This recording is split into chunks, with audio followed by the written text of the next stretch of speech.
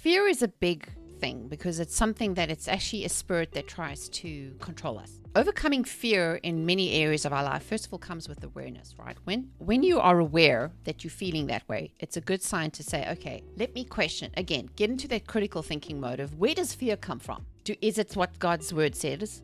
What he says is about me? If I'm feeling this way, yes, your feelings are reacting to the stimuli and the things that you're hearing in the news, but here's the thing is you do not have to believe every thought that gets in your mind, and you don't have to believe the news on everything that comes up, because here's the thing, the news is designed to keep you in a fear cycle. Because what happens when you are in a fear trauma response, fight, flight, or fawn, where you can't move, you are more susceptible to manipulation and you're more susceptible to inaction. So if you want to be smart about it, like my personal thing is I don't listen to the news. If something is negative, I'm always asking the question, why are they saying that? What is the angle, right? Let's get a little news reporting ourselves. Think about when you're hearing these things, like, what is the big reason I'm hearing this? And of course, the other part is, can I control this? What is the point of worrying and being fearful about something that you do not have control? Do you believe God's word and what he says about you? Do you believe he has your back? Do you believe what he says, that he will take care of you? So it's a lot of questioning, and I just think if we can step away from being sucked into the drama of what the news is about, because a lot of the time I say the news is like a magician's show. If you've ever watched a magician, it's not necessarily magic, it's redirection. So he's saying, looky here, while you're not watching what's going on in the background. Or, oh my gosh, look at the stuff that's happening here, where you're not actually seeing the actual thing. So I'm always questioning, like, what is their angle and why are they telling me this and why are they telling me this now? And what can I do that's within my control, and then do what you can do, and then leave the rest to God.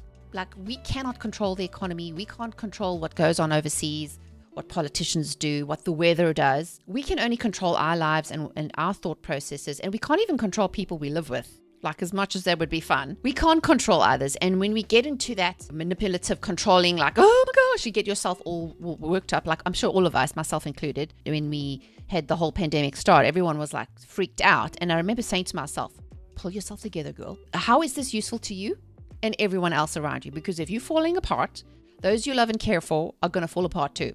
So I always believe, man might be the head of the home, but the woman is the heart. And if her heart is scared or fearful or broken, believe me, even the dogs are going to feel it. So our job is to really shut off the stimulus, focus on what God is saying for us, and really pressing into hearing what he has to say. Because here's the thing, change isn't bad. And if we're resistant to change, we either just delay ourselves in the time in the wilderness, or we can say, okay, what is next? What do I need to do? Because some of us jump ahead when change is due. Others tend to drag our feet and don't want to change until we're forced to change. But what if we just said, okay, God, what's on the agenda today? Don't worry about next week, 3 months, or 5 years. Just today, because that's all we have control over, right? Is the moment we have right now. So that would be my encouragement. When you're feeling that fear, that says take those thoughts captive. Question. How is this aligned with God's word? Is it true or is it a lie? And it's amazing when you start to look at things under that lens. You start to realize that's not true, and I'm not taking the bait. Sorry, not going to happen. And peace, yep, you get peace, you get calm, and that's when you can stay calm within the storm, no matter what happens. So definitely press in and let God do his thing. So I have some great resources for you. If you go to mimikacooney.com/supercharge, I have the 8 tips to supercharge your mindset. And also on my website, I have a podcast you can subscribe to. I regularly put out information in podcast episodes.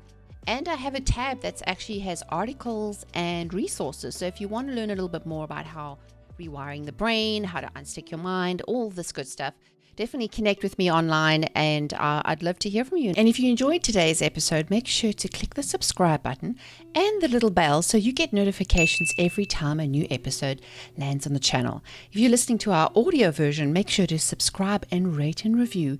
We would love to have your feedback.